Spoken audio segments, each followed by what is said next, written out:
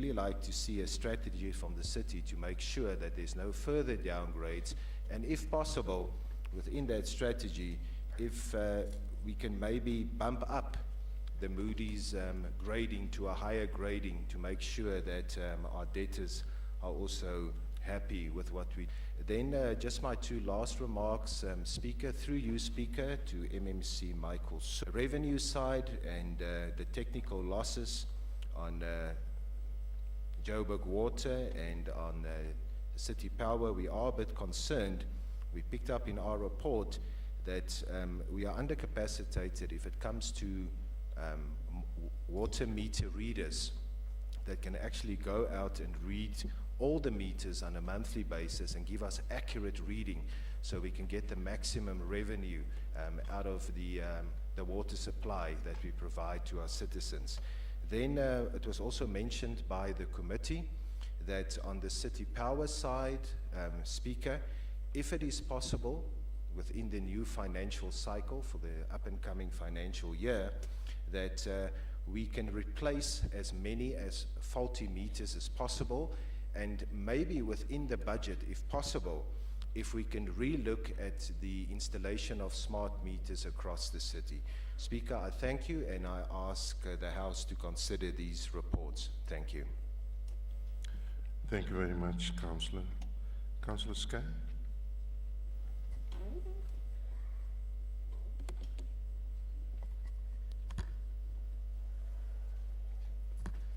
Good morning, Speaker, Executive Mayor, Whip of Council, and fellow councillors.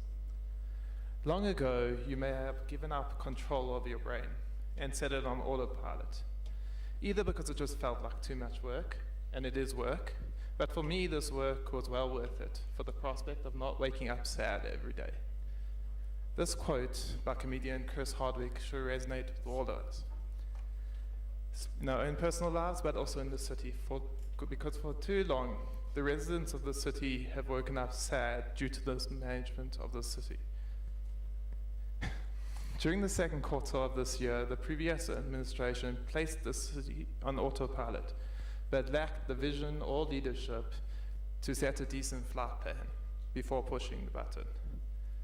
They left our city with no strategy on revenue collection of revenue at 1.75 billion rand for the quarter. Of particular concern is that the city undercollected just short of R1 billion on electricity alone, coupled with nearly R1 billion of over-budget bulk electricity purchase. That's R2 billion gone while the previous government left the cockpit unattended. The Democratic Alliance once again welcomes the initiatives undertaken by this multi-party coalition in administration to improve revenue collection going forward and to ensure that the goal of the city of Johannesburg being a caring city and a city that is able to provide for its residents and their needs is achieved. As part of that caring city, we look at the group information communication technology increase in their Wi-Fi rollout, which under the badly programmed autopilot of the previous regime saw only 5 hot second quarter, allows to learning resources and could connect job seekers to potential employers to flourish, is truly poor.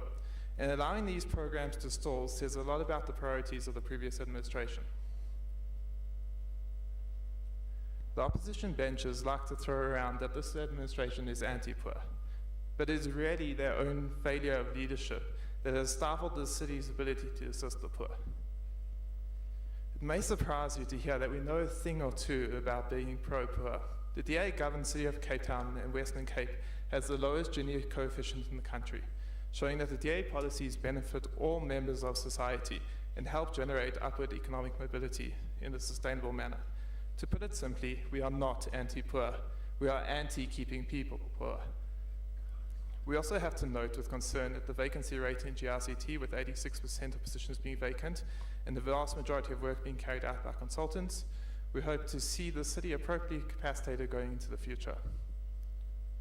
Let me digress a little.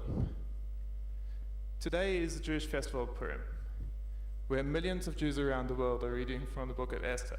One of the greatest lessons we can learn from the book of Esther is that if you surround yourself with bad advisors, your government can be led seriously astray, even to the point of genocide.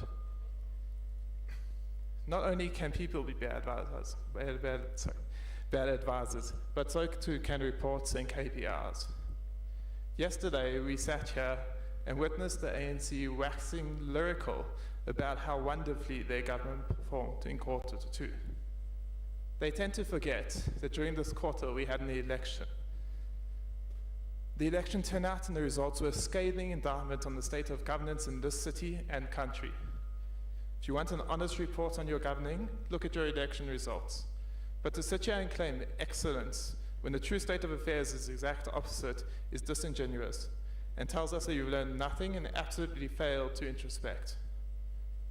Today I look in front of me and can proudly state that we have a capable and brilliant captain at the controls who has taken the city off autopilot, has filed a golden flight plan, and with her dedicated crew will take us to the destination we all desire, a better Joburg for all. Thank you. Thank you, Councillor. Councillor Tlanjwa.